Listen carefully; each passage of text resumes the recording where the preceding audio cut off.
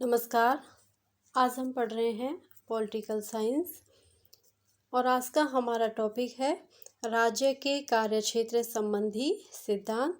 पिछली वीडियो में हमने राज्य के कार्य पढ़े थे और आज है उसके कार्यक्षेत्र संबंधी सिद्धांत। राज्य के कार्यक्षेत्र के संबंध में अनेक धारणाएं प्रचलित हैं। इस संबंध में राज्य की हस्तक्षेपवादी, लोक कल्याणकारी एवं गांधीवादी विचारधाराएं प्रमुख हैं, जिनका विवरण निम्नानुसार है। तो आज हम इसका जो सिद्धांत पढ़ेंगे वो है हस्तक्षेपवादी विचारधारा।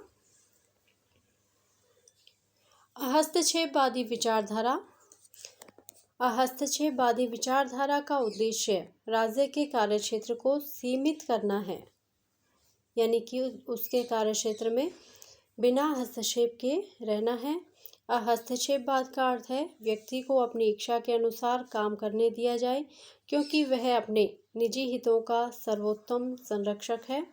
यह व्यक्ति की प्रधानता को स्वीकार करता है और व्यक्ति को अधिकतम स्वतंत्रता देने का पक्षधर है। इस सिद्धांत को हस्तक्षेप न करने की नीति अथवा लेसे फेयर भी कहा गया है। यह सिद्धांत व्यक्ति को अधिक महत्व प्रदान करता है। इस सिद्धांत का मूल मंत्र है कि व्यक्ति राज्य के लिए नहीं है, अपितु राज्य व्यक्ति के लिए है।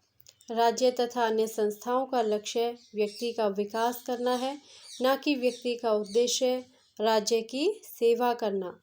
राज्य को चाहिए कि वह व्यक्ति को अधिक से अधिक स्वतंत्रता प्रदान करे तथा उसके कार्यों में कम से कम हस्तक्षेप करे। हस्तक्षेप का विकास। राजनीति दर्शन के रूप में हस्तक्षेपवाद 19वीं शताब्दी की देन है। सर्वप्रथम बेंथम और जेम्स मिल द्वारा इसका प्रवर्तन किया गया और इसकी पूर्ण अभिव्यक्ति लगभग 19वीं शताब्दी के मध्य में जॉन स्टुअर्ट मिल तथा हर्बर्ट स्पेंसर की रचनाओं में दृष्टिगत होती है। हस्तक्षेपवाद व्यक्तिवाद के बीज यूनान के सोफिस्ट विचारकों में भी पाए जाते हैं। सोफिस्ट विचारकों ने व्यक्ति को राज्य से श्रेष्ठ स्थान दिया था। यूनान के एपिक्यूरियन विचारकों ने व्यक्तिगत स्वार्थों से पृथक राज्य का कोई महत्व नहीं बताया। आधुनिक व्यक्तिवाद औद्योगिक क्रांति का ही परिणाम है। धर्म सुधार आंदोलन के फलस्वरूप इस बात का प्रचलन हुआ कि व्यक्ति को धर्म ग्रंथों तथा ईश्वरीय आज्ञाओं का अर्थ अपनी बुद्धि से लगाना चाहिए। हॉब्स, लॉक आदि संविदावादी विचारकों के दर्शन में राजनीतिक व्यक्तिवाद प्रकट हुआ। 18वीं शताब्दी में होने वाली औद्योगिक क्रांति के परिणाम स्वरूप आर्थिक क्षेत्र में व्यक्तिवाद का विकास हुआ। अर्थशास्त्रियों ने इस मत का प्रतिपादन किया कि राज्य को आर्थिक क्षेत्र में हस्तक्षेप नहीं करना चाहिए। व्यक्तिवाद का प्रारंभिक ध्येय राज्य के आर्थिक जीवन में हस्तक्षेप का विरोध करना था। एडम स्मिथ, रिकार्डो तथा माल्थस ने आर्थिक व्यक्तिवाद का भरपूर समर्थन किया। बेंथम, मिल तथा स्पेंसर ने व्यक्ति को अपने राजनीतिक चिंतन में महत्वपूर्ण स्थान देकर राजनीतिक विचारधारा के रूप में व्यक्तिवाद की स्थापना की।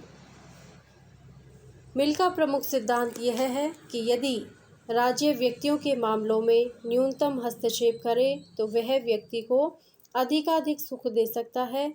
स्पेंसर के अनुसार प्रत्येक व्यक्ति को उस सीमा तक पूरी स्वतंत्रता दी जानी चाहिए जब तक वह दूसरों की स्वतंत्रता में बाधक न हो। हस्तक्षेपवादी राज्य के मूल सिद्धांत। पहला सिद्धांत है कि राज्य क्या है? एक आवश्यक बुराई है। व्यक्ति के जीवन की सुरक्षा, शांति एवं व्यवस्था स्थापित करने के लिए राज्य आवश्यक है, किंतु व्यक्ति की स्वतंत्रताओं में हस्तक्षेप करने से व्यक्ति का चहुमुखी विकास बाधित होता है।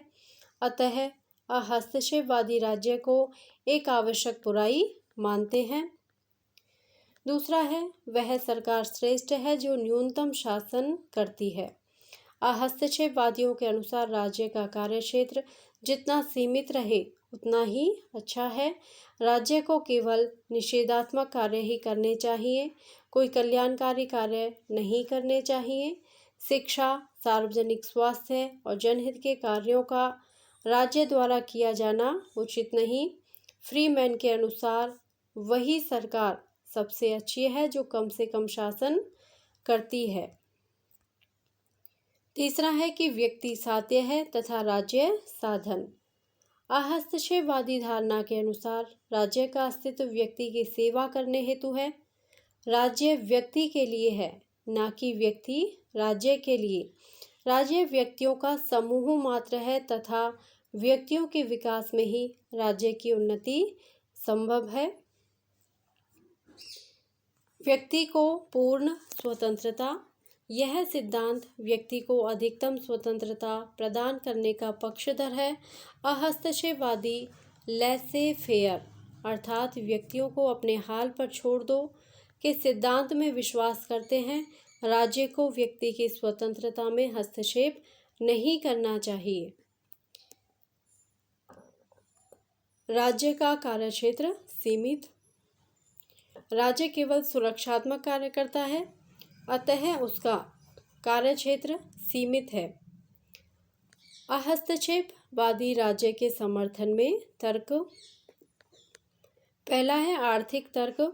एडम स्मिथ, माल्थस, रिकार्डो तथा मिल आदि अर्थशास्त्रियों के अनुसार प्रत्येक मनुष्य अपने हानि लाभ को अच्छी तरह से समझता है। आर्थिक विकास के लिए राज्य का आर्थिक क्षेत्र में नियंत्रण होना चाहिए।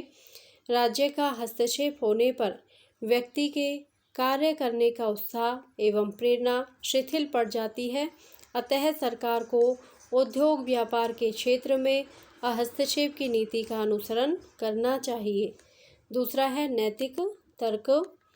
व्यक्तिवाद के समर्थन में नैतिक तर्क यह है कि प्रत्येक व्यक्ति का अपना अलग व्यक्तित्व और अपनी अलग विशेषता होती है, अतः राज्य का दायित्व है कि प्रत्येक व्यक्ति को अपने तरीके से अपने व्यक्तित्व का विकास करने दे। तीसरा है व्यावहारिक तर्क।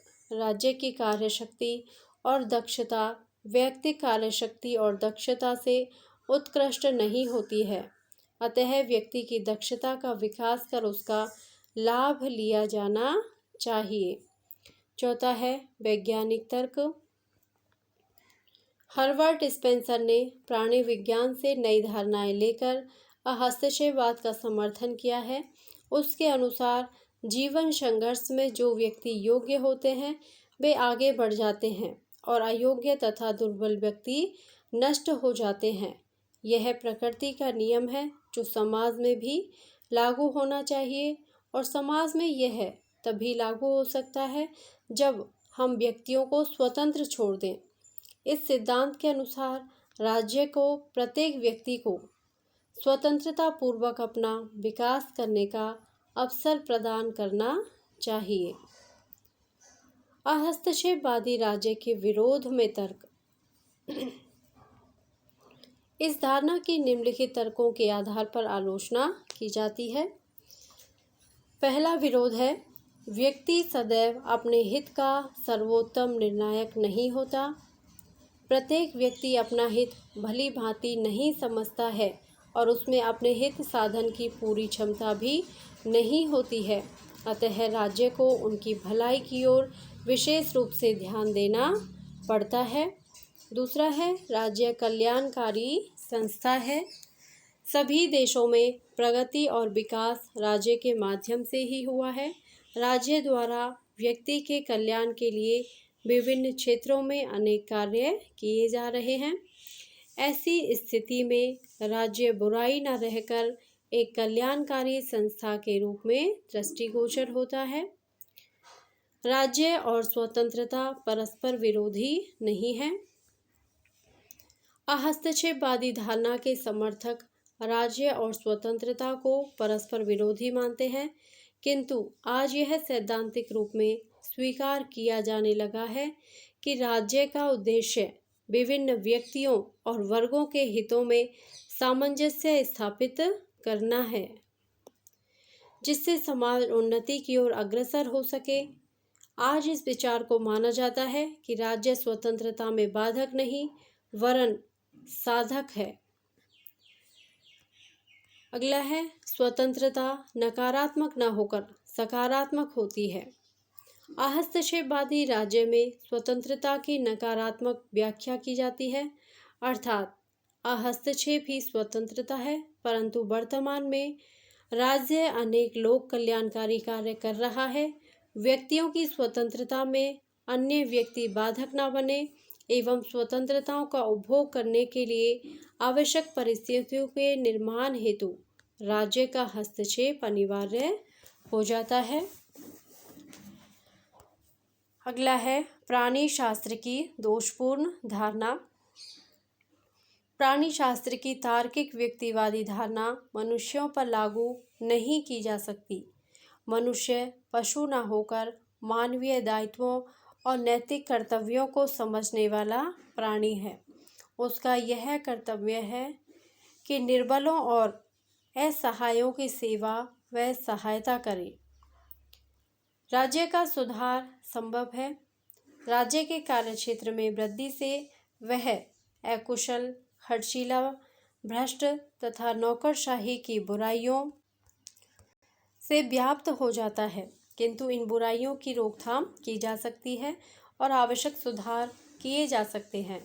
अनेक बार राज्य लाभ के लिए नहीं वरन क्षति उठाकर भी जनसेवा के कार्य करता है। हस्तक्षेपवादी राज्य का महत्व। राज्य की हस्तक्षेपवादी धारणा की प्रतिक्रिया स्वरूप साम्यवादी एवं समाजवादी विचारधाराओं का अभ्युदय हुआ और आज व्यक्तिवाद इतिहास की धरोहर बन गया है, किंतु राज्य के अनावश्यक हस्तक्षेप को कम करने में इसका महत्वपूर्ण योगदान है। आधुनिक युग में विकसित उदारीकरण, निजीकरण एवं वैश्वीकरण की धारणाएं राज्य के हस्तक्षेपवादी स्वरूप का ही परिष्कृत स्वरूप है। व्यक्ति साध्य है और राज्य साधन है। यह विचारधारा समस्त लोकतांत्रिक देशों का निरंतर मार्ग प्रशस्त करती रहेगी। तो ये था राज्य का हस्तक्षेपवादी सिद्धांत। धन्यवाद। यदि आपको यह वीडियो अच्छा लगा हो तो प्लीज़ मेरे वीडियो को लाइक करें, शेयर करें और मेरे चैनल को सब्सक्राइब करें। Thank you.